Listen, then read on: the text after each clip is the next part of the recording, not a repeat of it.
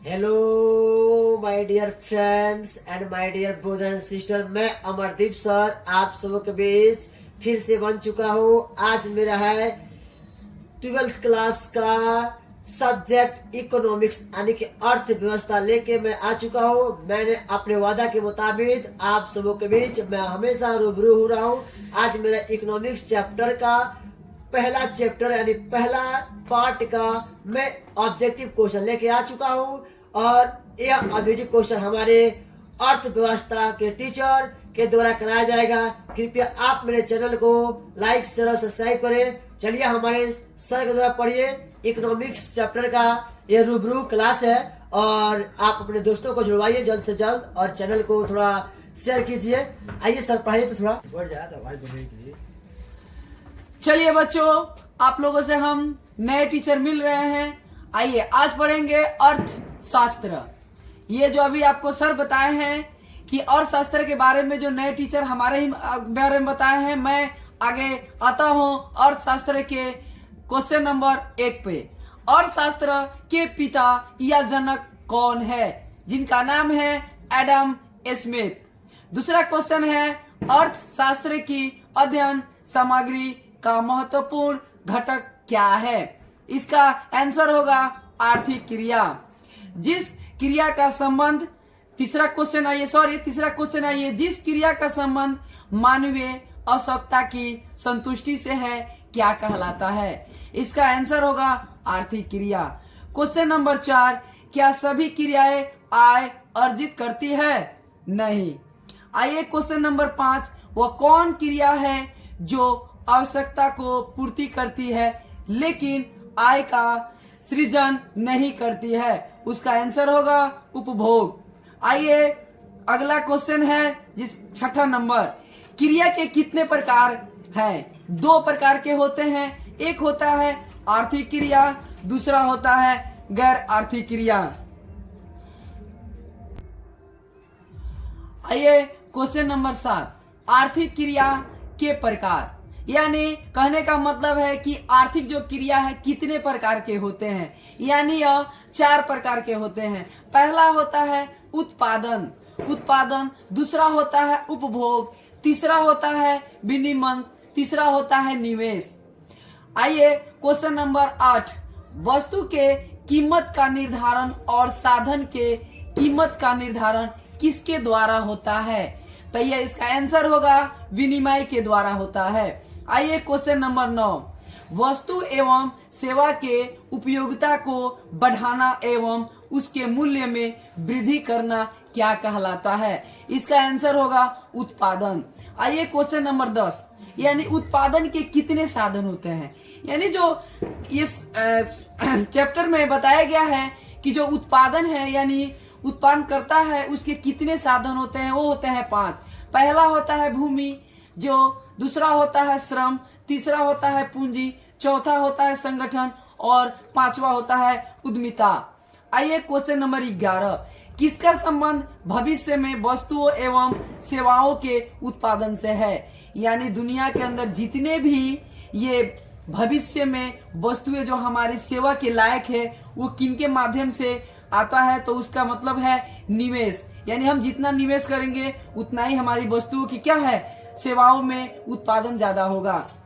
आइए question number 12, आर्थिक विश्लेषण के लिए समष्टि और व्यष्टि शब्द का प्रयोग किसने किया था? इस इंग्लिश में बोलते हैं माइक्रो और माइक्रो, यानी ये करने वाले शब्द का प्रयोग रैगनर ने किया था। क्वेश्चन नंबर 13, रैगनर फ्रिस कहाँ के थे? यानी जो ये नाम था, ये नाम वाला व्यक्ति थे, ये कहाँ के थे? वो देश है जो देश का नाम है नॉर्वे। ये नॉर्वे दुनिया का सबसे छोटा देश है। आइए क्वेश्चन नंबर 14, माइक्रो और मैक्रो किस भाषा का शब्द है? यह भाषा ग्रीक है। आइए क्वेश्चन नंबर 15, व्यक्तिगत इकाइयों का अध्ययन आर्थिक विश्लेषण के किस शाखा में करते हैं? इसका मतलब हुआ कि माइक्रो या सूक्ष्म या व्यष्टिक के करते हैं। आइए क्वेश्चन नंबर 16, अर्थव्यवस्था के सामग्री क्षेत्रों का अध्ययन आर्थिक विश्लेषण के किस शाखा में किया जाता है? इसका आंसर है व्यापक या समष्टि या मैक्रो में होता है। आइए क्वेश्चन नंबर 17, अर्थशास्त्र का धन का विज्ञान किसने कहा? यानी अर्थशास्त्र का धन का विज्ञान किसने कहा था? वो उसका वैज्ञानिक का नाम है एडम स्मिथ, जो इंग्लैंड के थे। Question number 18, wealth of nation नामक पुस्तक किसने लिखा? वेल्थ मीन्स होता है धन, शरीर, यानी वेल्थ ऑफ नेशन नामक पुस्तक किसने लिखा? उसका आंसर हुआ एडम स्मिथ, जो 1716 ईस्वी में लिखा। आइए क्वेश्चन नंबर 19, अर्थशास्त्र धन का विज्ञान इस विचारधारा के समर्थक कौन कौन है? इसका आंसर हुआ एडम स्मिथ, JBSV बाकर सीनियर, यानी इसमें 3 गो ने लिखे थे। आइए क्वेश्चन नंबर 20, किसने अपनी परिभाषा में केवल आर्थिक मानव की कल्पना किया है? उसका आंसर हुआ एडम स्मिथ ने किया था। क्वेश्चन नंबर 11, एडम स्मिथ द्वारा लिखा गया पुस्तक का नाम क्या है? उसका वेल्थ ऑफ नेशन का प्रकाशन कब हुआ था? यानी एडम स्मिथ के द्वारा जो लिखा गया पुस्तक है, उस पुस्तक का नाम था वेल्थ ऑफ नेशन का प्रकाशन कब हुआ था? वह 1776 ईस्वी में हुआ था। क्वेश्चन नंबर 22, एडम स्मिथ ने अपनी परिभाषा में मानव को क्या बताते हैं? यानी ये एडम स्मिथ ने अपनी परिभाषा में मानव यानी इंसान को क्या बताते हैं? वो इंसान मानव को एक साधन बताते हैं। क्वेश्चन नंबर आइए बच्चों, क्वेश्चन नंबर 23, एडम स्मिथ ने अपनी परिभाषा में धन को क्या माना है? यानी एडम स्मिथ अपनी परिभाषा में धन को क्या माना है? धन को एक साध्य माना है। यानी धन क्या है? धन एक प्रकार का ऐसा है जिसे हम अपनी पूरी दुनिया में एक भोग विलास या दुनिया में अपनी स्वार्थ को पूरा करने के लिए किया जाता है। क्वेश्चन नंबर 14, किसने धन संबंधी परिभाषा की आलोचना करते हुए अर्थशास्त्र को कुबेर की पूजा का शास्त्र, घृणित विज्ञान, रोटी मक्खन का विज्ञान माना है?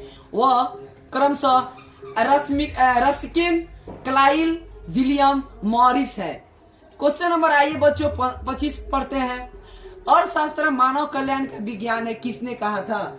यानी अर्थशास्त्र मानव कल्याण का विज्ञान है किसने कहा? यानी अल्फ्रेड मार्शल ने कहा था। आइए बच्चों question number 26, principle of economics के लेखक कौन है? यानी जो प्रिंसिपल क्या होता है? हेडमास्टर जैसे होते हैं स्कूल में, उसी तरह इकोनॉमिक्स के लेखक कौन है? इकोनॉमिक्स के लेखक हैं मार्शल, जिन्होंने 1890 ईस्वी में इसको लिखा था। आइए बच्चों question number 27, industries of trade नामक पुस्तक किसने लिखा? वो भी मार्शल ने ही लिखा था।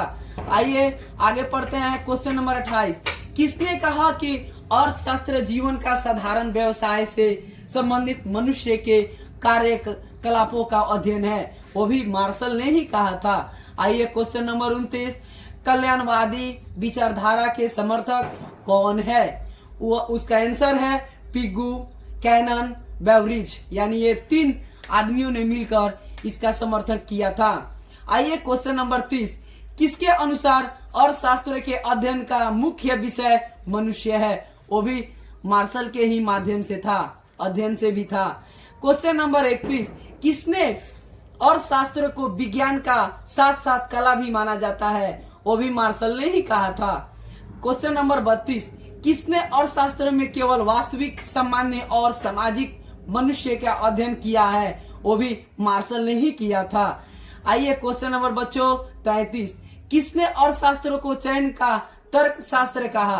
वो रॉबिन्स ने कहा था। आइए बच्चों क्वेश्चन नंबर 34 बताते हैं आपको, अर्थशास्त्र के दुर्बलता संबंधी परिभाषा किसने दिया था? वो भी रॉबिन्स ने दिया था।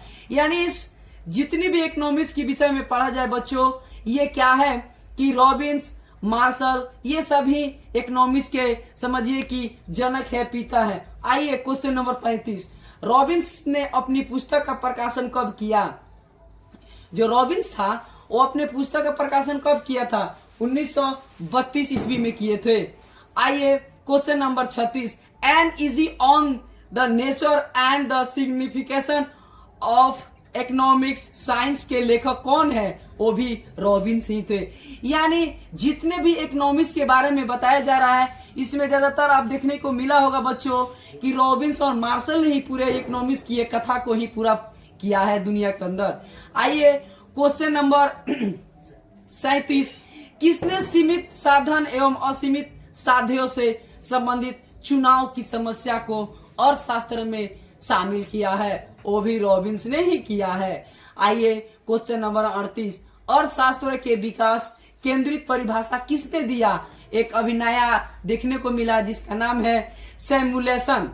आइए क्वेश्चन नंबर 39 यानी बच्चों 39, किसने अर्थशास्त्र में समाज में रहने वाले और समाज के बाहर रहने वाले सभी लोगों का अध्ययन किया?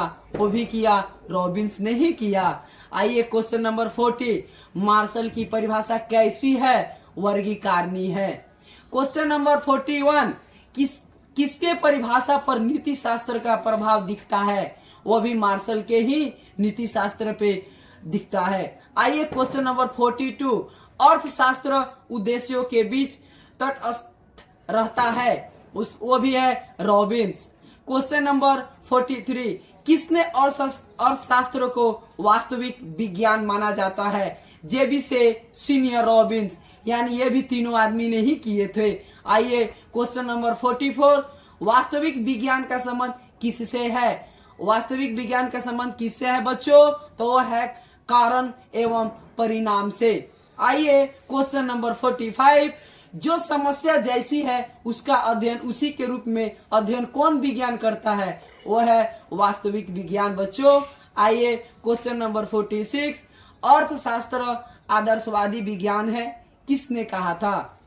यानी अर्थशास्त्र क्या है? आदर्शवादी विज्ञान है, किसने कहा? वो मार्शल, पिगू, हाइड्रे और फिन्स ने कहा था।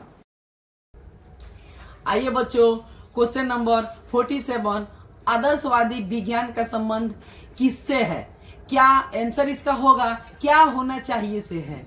आइए क्वेश्चन नंबर 48, किसने अर्थशास्त्र को वास्तविक और आदर्शवादी दोनों विज्ञान माना जाता है? उनका आंसर है फ्रेड मैन के माध्यम से। आइए क्वेश्चन नंबर 49 यानी 49, वस्तु के कीमत का निर्धारण, साधन के कीमत का निर्धारण आर्थिक विश्लेषण के किस शाखा में किया जाता है? उसका आंसर है व्यष्टि अर्थशास्त्र के। आइए क्वेश्चन नंबर 50, किसे कीमत अर्थशास्त्र के नाम से भी जाना जाता है? यह है व्यष्टि यानी सूक्ष्म यानी अर्थशास्त्र। आइए क्वेश्चन नंबर 51, किसे यौगिक अर्थशास्त्र भी कहते हैं? उसका आंसर है समष्टि या व्यापक अर्थशास्त्र को। आइए क्वेश्चन नंबर 52, किसने कहा अर्थशास्त्र वह विज्ञान है जो व्यवसायिक क्रियाओं का अध्ययन करता है? वह जानते हैं कौन बोला था बच्चों? उनका नाम था प्रोफेसर हिक्स, जो वे भी इंग्लिश मैन थे। आइए क्वेश्चन नंबर 52, अर्थशास्त्र के मुख्य कितने भाग होते हैं? यानी पहले भी बता चुके हैं कि अर्थशास्त्र के मुख्यतः 5 भाग होते हैं। एक होता है उत्पादन, दूसरा होता है उपभोग, तीसरा होता है विनिमय, चौथा होता है वितरण और पांचवा होता है राजस्व। आइए बच्चों चैप्टर नंबर 1 समाप्त हुआ। अब चैप्टर नंबर 2 नेक्स्ट में फिर दूसरे सर से मुलाकात होगा। गुड बाय बच्चों। चलिए बच्चों फिर से आप लोगों के सामने चैप्टर नंबर 2 लेकर मैं फिर हाजिर हूँ। अर्थव्यवस्था एवं उसकी केंद्रीय समस्या क्या है? यानी अर्थव्यवस्था है उसका जो समस्या है, जो केंद्र के माध्यम से जो समस्या होती है उसके बारे में आप लोग को जानकारी देंगे हम। आइए इसमें आपको क्वेश्चन नंबर 1 बता रहे हैं, आजीविका अर्जन की क्रिया को क्या कहते हैं? उसका आंसर होगा अर्थव्यवस्था। आइए क्वेश्चन नंबर 2, आर्थिक स्तर के आधार पर अर्थव्यवस्था के कितने प्रकार होते हैं? ये होते हैं बच्चों 2 प्रकार के।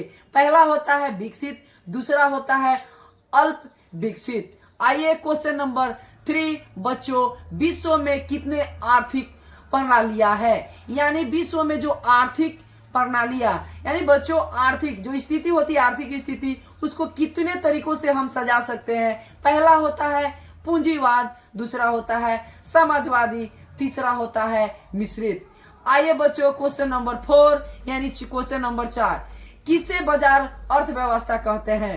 किसे बाजार को अर्थव्यवस्था कहते हैं? उसका आंसर है पूंजीवाद अर्थव्यवस्था को हम बाजार अर्थव्यवस्था कहते हैं। यानी बच्चों पूंजीवाद यानी धन को लगाना, पूंजी कितना है। आइए क्वेश्चन नंबर 5, किसे नियंत्रित अर्थव्यवस्था कहते हैं? यानी इसका आंसर होगा समाजवादी अर्थव्यवस्था को कहते हैं। आइए क्वेश्चन नंबर 6, किसे नियोजित अर्थव्यवस्था कहते हैं? उसको मिश्रित को हम नियोजित अर्थव्यवस्था कहते हैं।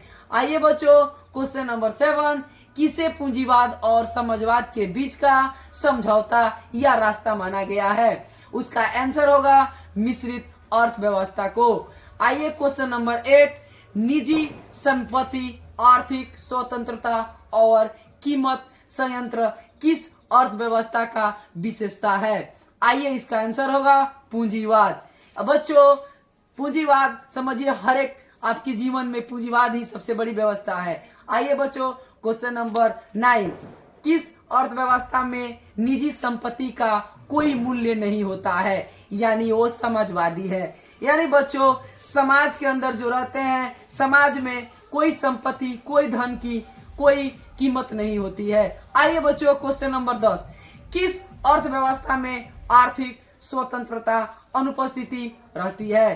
कीमत संयंत्र की भूमिका गौण होती है और प्रतियोगिता की अनुपस्थिति पाई जाती है। इसका आंसर है समाजवादी। आइए क्वेश्चन नंबर बच्चों 11, किस अर्थव्यवस्था में कीमत संयंत्र एवं लाभ के उद्देश्य से साधनों के वितरण का निर्धारण होता है? इसका बच्चों आंसर है मिश्रित अर्थव्यवस्था में। आइए क्वेश्चन नंबर 12, आर्थिक समस्या का मूलतः कैसी समस्या है? इसका आंसर है चुनाव की समस्या। दूसरा है साधनों के बचत पूर्ण प्रयोग की समस्या। आइए बच्चों क्वेश्चन नंबर 30, आर्थिक समस्या को उत्पन्न होती है। आर्थिक समस्या क्यों उत्पन्न होती है? उसका आंसर है आवश्यकता के तुलना से समाधान का कम होना। यानी कमाई के हिसाब से अगर समस्या आपके सामने होता है तो ठीक है, नहीं तो कमाई कम और खर्चा ज्यादा हो तो उस समय क्या होती है कि आपकी आर्थिक स्थिति के खराब होती है और उस समय आपके जीवन में बहुत सारी उत्पादन होती है समस्या। आइए क्वेश्चन नंबर 14, यानी चयन की समस्या कैसी समस्या है? यानी आर्थिक समस्या है। ये भी क्या है? आर्थिक समस्या है। आइए क्वेश्चन नंबर 15, यानी अर्थव्यवस्था की केंद्रीय समस्या कितनी है? उत्पादन क्या किया जाए? दूसरा है उत्पादन कैसे किया जाए? तीसरा है उत्पादन किसके लिए किया जाए? आइए बच्चों क्वेश्चन नंबर 16, किसके अनुसार प्रत्येक अर्थव्यवस्था में साधनों के आवंटन के 3 मौलिक समस्या है? ये किसने कहा, किसके अनुसार? तो उनका नाम है प्रोफेसर सैमुअलसन। आइए बच्चों क्वेश्चन नंबर 17, उत्पादन के कितने तकनीक है? यानी जो हमारे उत्पादन है वो कितने तकनीक होता है? वो 2 प्रकार के होते हैं, एक है श्रम प्रधान तकनीक, दूसरा है पूंजी प्रधान तकनीक। आइए बच्चों क्वेश्चन नंबर 18, किसने अर्थव्यवस्था की 2 अतिरिक्त केंद्रीय समस्या का उल्लेख किया है? उनका नाम है स्टीगलकर एवं लेफ्टविच। आइए बच्चों क्वेश्चन नंबर 19, यानी स्टीगलर एवं लेफ्टविच के अनुसार अर्थव्यवस्था की 2 अतिरिक्त केंद्रीय समस्या क्या है? वो पहला है साधनों का कुशलतम उपयोग कैसे हो, दूसरा है आर्थिक विकास कैसा हो। आइए क्वेश्चन नंबर 20, किस अर्थव्यवस्था में आर्थिक समस्या का समाधान कीमत यंत्र के द्वारा किया जाता है? इसमें का आंसर है बाबू यानी पूंजीवाद। आइए क्वेश्चन नंबर 21, किस अर्थव्यवस्था में केंद्रीय समस्या का समाधान सामाजिक प्राथमिकता के आधार पर आर्थिक नियोजन एवं योजना यंत्र द्वारा किया जाता है? इसका आंसर है समाजवादी के माध्यम से होता है। आइए क्वेश्चन नंबर 22, मिश्रित अर्थव्यवस्था में केंद्रीय समस्या का समाधान कैसे होता है? उसका आंसर है कीमत तंत्र और नियोजन तंत्र दोनों मिलकर। आइए क्वेश्चन नंबर 23, उत्पादन संभावना वक्र किस विश्लेषण पर आधारित है? इसका आंसर है अर्थव्यवस्था में उत्पादन के साधन सीमित है और उत्पादित वस्तुएं असीमित है। आइए बच्चों आगे क्वेश्चन नंबर 24, उत्पादन संभावना वक्र की ढाल कैसी होती है? इसका आंसर है ऊपर से नीचे दाहिने की ओर या बाएं से दाएं की ओर ऋणात्मक दाल वाला। आइए बच्चों क्वेश्चन नंबर 25, उत्पादन संभावना वक्र बिंदु की ओर कैसी होती है, मूल बिंदु की ओर कैसी होती है। इसका आंसर है नतोदर की तरह। आइए बच्चों क्वेश्चन नंबर 26, उत्पादन संभावना वक्र कब तक सरल रेखा के रूप में हो जाती है। इसका आंसर है जब सीमांत अवसर लागत और सीमांत रूपांतरण दर स्थित हो जाए तो। आइए क्वेश्चन नंबर 27, पीपीसी का पूरा नाम लिखे, यानी जो पीपीसी है उसका पूरा नाम क्या है। इसका आंसर है प्रोडक्शन पॉसिबिलिटी कर्व। आइए क्वेश्चन नंबर 28, कौन रेखा कभी भी स्थिर नहीं रहती है। उसका आंसर है उत्पादन संभावना वक्र। आइए बच्चों क्वेश्चन नंबर 29, उसका आंसर है साधन के अवसर लागत का उद्देश्य क्या होता है। उसका आंसर है दूसरे सर्वश्रेष्ठ विकल्प का मूल्य। आइए बच्चों क्वेश्चन नंबर 30 यानी 30, समाजवादी अर्थव्यवस्था का मूल उद्देश्य क्या होता है। उसका मूल उद्देश्य होता है अधिकतम लोक कल्याण के लिए, लोक यानी लोगों के कल्याण के लिए। तो बच्चों आइए क्वेश्चन नंबर 31, आर्थिक समस्या के को दर्शाने वाला वक्र का है उत्पादन का आंसर। यानी 31 में क्वेश्चन है, यानी आर्थिक समस्या को दर्शाने वाला वक्र क्या है। उसका आंसर है उत्पादन संभावना वक्र। आइए बच्चों क्वेश्चन नंबर 32, साधनों के समामित्व के आधार पर कितने प्रकार के होते हैं। यानी साधन के समामित्व के आधार पर कितने प्रकार के होते हैं। यानी ये होते हैं 3 प्रकार के, यानी पूंजीवादी, समाजवादी और मिश्रित, यानी 3 प्रकार के होते हैं। आइए बच्चों यहीं पे ये चैप्टर नंबर 2 खत्म होता है। फिर अगले नेक्स्ट वीडियो में आप लोगों से फिर मुलाकात होगी। बच्चों गुड बाय।